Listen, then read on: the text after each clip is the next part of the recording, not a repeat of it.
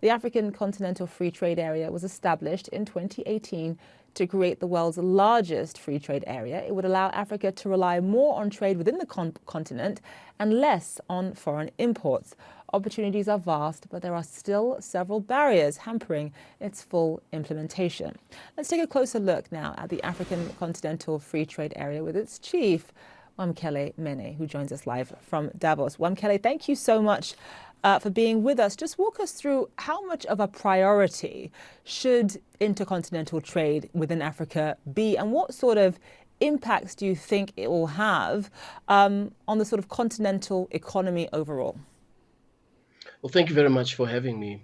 The African Continental Free Trade Area as an instrument for boosting intra-Africa trade is the African Union's absolute priority as a tool, not only for recovery post COVID-19 and in the current geopolitical context that we are in, but also from the point of view of inclusivity, improving livelihoods, creating opportunities for small medium enterprises and young Africans entrepreneurs who want to export across regions and borders of Africa. And so that prioritization by the Assembly of Heads of States and Government it actually finds expression in the fact that as we speak, 45 countries out of 55 have ratified the agreement establishing the AfCFTA. That is to say that these countries have accepted the obligations to eliminate intra-Africa trade barriers, intra-Africa investment barriers, and set the continent on a path for enhanced intra-Africa trade. As you know, intra-Africa trade is relatively low, 18%, compared to, let's say, intra-EU trade, which is in excess of 70%. So it is an absolute priority of the Assembly of Heads of States and Government. And in the last 2 to 3 years, we have made tremendous progress to make sure that we fully implement this agreement. Right. So, Wamkele, just explain to our audience who might not know much about this. What are the sort of, I mean, we talk about the potential. I mean, the potential is vast. I mean, Africa, there is so much inequality. And when you talk about improving livelihoods, this idea that men and women, both skilled and unskilled, stand to benefit in terms of increased wages. But just walk us through what the sort of key barriers, if you were going to name sort of 3 barriers that are hampering its full implementation, what would they be?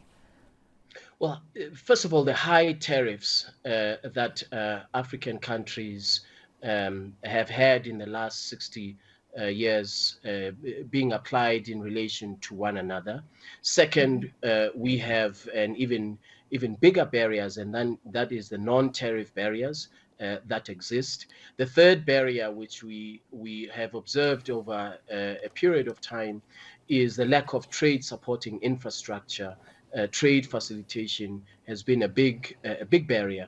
And the AfCFTA has identified these core barriers and has introduced measures to eliminate these barriers over the shortest period of time available. We know from the experience of other parts of the world that implementation of a trade agreement is not an event. It is a process. It does take time. However, we have identified, as I've just mentioned, the barriers, and we've introduced mitigation measures. For example, we want to make sure, we were talking earlier about elimination of tariffs. The timeline that we have is that in less than 15 years, 97% of trade in Africa must be traded at zero duty. In other words, with no tariff, with no tax when the goods move across the borders. That is an example of the ambition that we have in the AfCFTA. We also have in